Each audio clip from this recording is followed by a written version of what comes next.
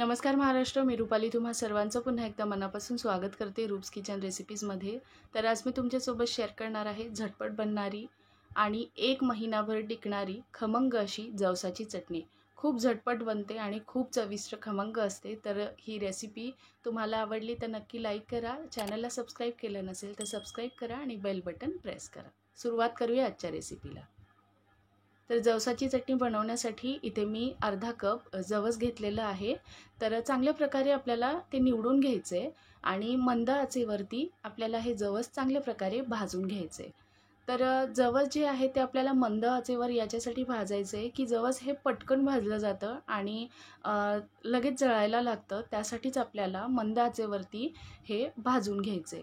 आता भाजताना ते भाजलं जातं हे कसं ओळखावं, तर ते भाजता भाजता आपल्याला हे अशा प्रकारे तुम्ही पाहू शकता हे उडायला लागतं आणि उडायला लागल्यानंतर ते खमंग असा त्याचा सुगंध येतो आणि त्यानंतरच आपल्याला हे कळतं की जवस चांगल्या प्रकारे भाजलं जाते। अशा प्रकारे उडायला लागल्यानंतर आणि त्याचा रंग थोडासा बदलायला लागतो।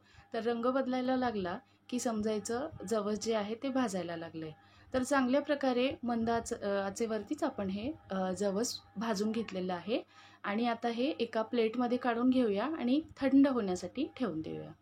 थंड झाल्यानंतर मिक्सरच्या भांड्यामध्ये आपल्याला जवस घ्यायचे, त्यानंतर 8 ते 10 लसणाच्या पाकळ्या घ्यायच्या आहेत।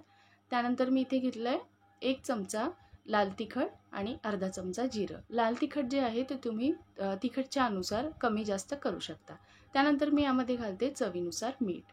मीठसुद्धा तुम्ही यामध्ये थोडंसं जास्तच घाला, कारण जसं आपण ही चटणी वापरतो म्हणजे बरणीत भरून ठेवतो, तर हळूहळू जसे जसे जास्त दिवस याला व्हायला लागतात तसं मिठाची चव आणि तिखटची चव कमी होते। त्यामुळेच तिखट आणि मीठ थोडंसं यामध्ये जास्त घालायचे। तर अशा प्रकारे झटपट अशी ही जवसाची चटणी तयार झालेली आहे। तर खमंग अशी ही जवसाची चटणी अगदी झटपट पद्धतीने तयार झालेली आहे। ही चटणी हवाबंद डब्यामध्ये ठेवून महिनाभर टिकते। तोंडी लावण्यासाठी ही चटणी खूप मस्त असते आणि शरीरासाठीही अत्यंत उत्तम असते।